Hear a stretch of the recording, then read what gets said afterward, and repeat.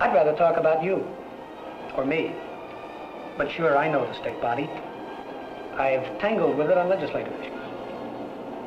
And I've worked with it on community service projects. Let me tell you something about this state AFL-CIO. Larry is fairer to labor than most businessmen you know. Very simply, what it is a union of unions. Larry leans over backward to be objective, even when it almost hurts. And of course, it's a very legitimate organization. Because we can't deny that labor in this state or any other state that I know of represents a significant part of the population and its interests. And yet, thank you, and yet people, even those who tolerate the union at the local level, strenuously object to union organization at the state and the national level. Now, this is very short-sighted. Even worse, I think it's anti-democratic. What Larry Greer says, in essence, is that labor needs a state voice and has a right and an obligation to express its interests and concern where they can have some effect. Because we're not a marketplace democracy where every voice is heard. Organized voices are heard louder and much more consistently. And they affect legislation and society accordingly. So, I'm saying that the state AFL-CIO is like the State Medical Association, the State Chamber of Commerce, the State Manufacturers Association.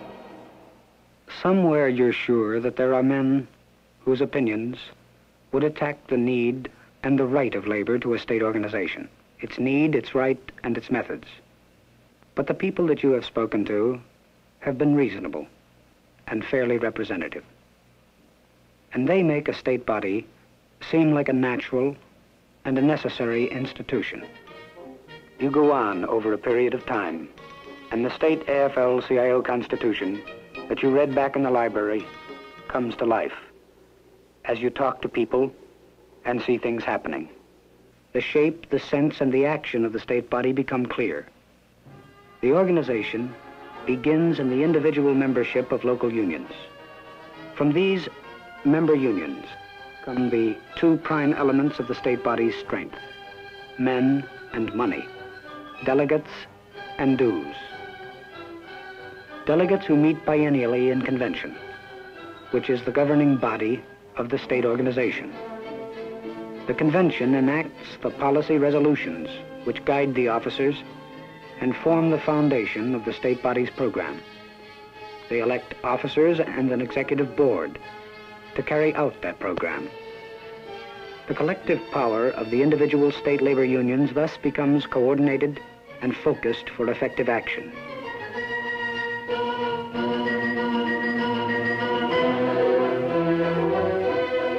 Of these, you realize that one of the most vital activities of the state body is in legislation.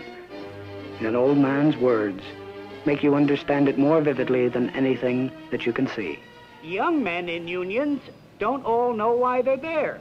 The big battles were won before they started running a drill press or a lathe. It isn't an out-and-out battle anymore. It's brush fires to put out, creeping tides to hold back. It's every day in little ways to keep what we won and push on for more. More schools, hospitals, better living. And it happens up there at the Capitol, legislation. That's the battleground in a democracy. Know that? The legislature. That's where the blueprints get developed.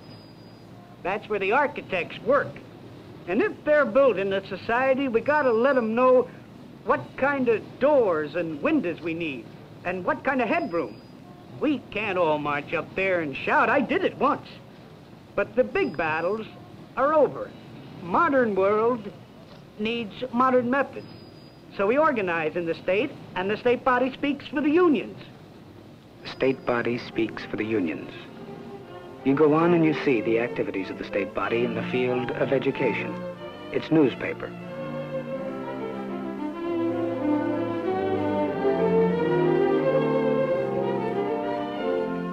Its summer labor leader training institutes, where teachers labor leaders, resource people, teach, live, work, and learn with members of the state's labor unions, lectures and workshops.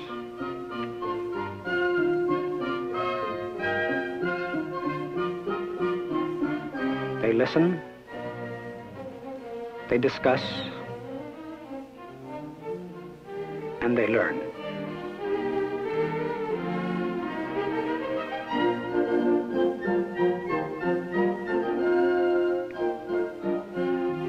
And of course, there's graduation, certificates and pins.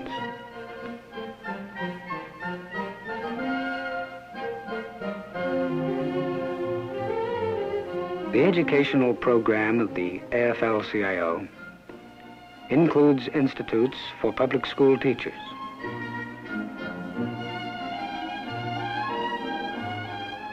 High school teachers from all over the state meet for an intensive 2-day program. They analyze and interpret labor's problems, programs, operations, and aspirations.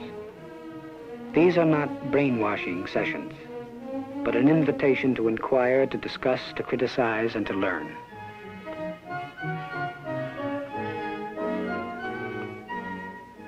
The AFL-CIO book program makes available at cost to members significant fiction and nonfiction books.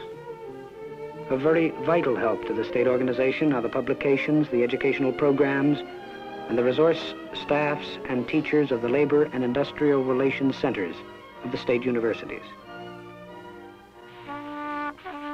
The one really sour note in the educational program only serves to introduce the happiest activity of all. It's summer camp for kids.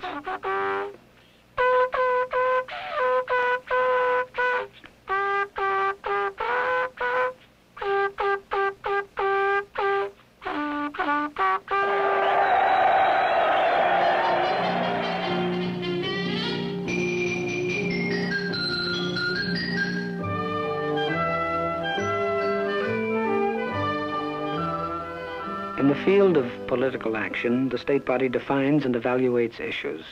Here, a Democrat and a Republican debate.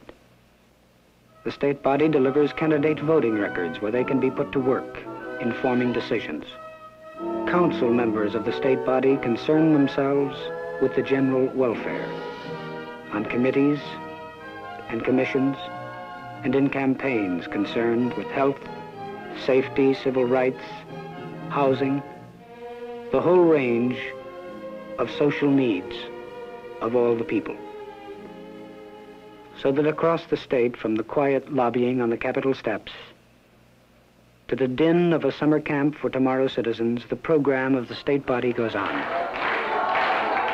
Made possible by the combined unions which compose it, and the individual men and women who compose them. What is the state labor body? What's it do? A way of getting things done, a modern way, a union of unions.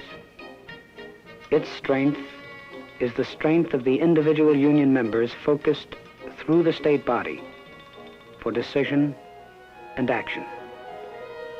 The sense of labor is the collective sense of the individual members. And any nonsense of labor is the nonsense and negligence of the individual member. You know how these organizations are.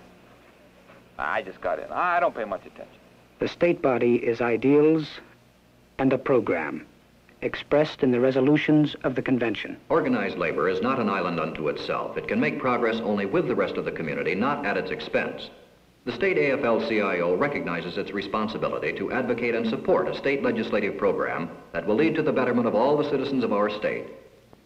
Unemployed workers and their families should not be required to subsidize the inability of the economy to provide job opportunities for all who are willing to work. Every child should have full and equal educational opportunities. Academic freedom and the inquisitive mind must be encouraged. Schools should be financed not by taxes on houses, but from the profit-making sources of the economy. Constitutional guarantees of civil rights must be protected against direct and indirect attacks. Local units of government should establish permanent relations with labor and management to anticipate major changes such as decentralization and automation. The state body is ideals and a program. And the state body is people.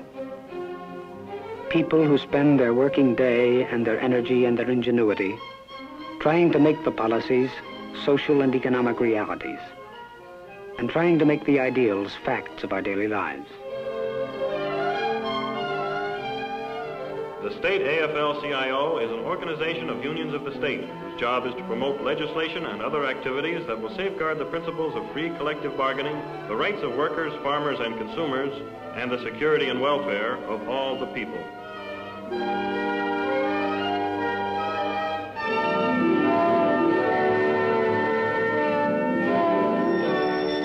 It started early one morning.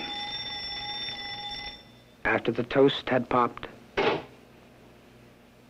the water boiled, and your car ride beeped on time. A boy who wanted to know, and a teacher who decided to find out. You read the literature, you talked to people, you listened, you thought, and you learned what a state labor body is, why it is, and what it does. And along the way, with the people that you talked to, somehow the perspective cleared up. And you saw organized labor as men and women like yourself. At their worst, selfish and self-centered. But at their best, as here, concerned with the social betterment of all working men and women, and indeed all mankind. So now you feel better. Now you can help. A boy who wants to know.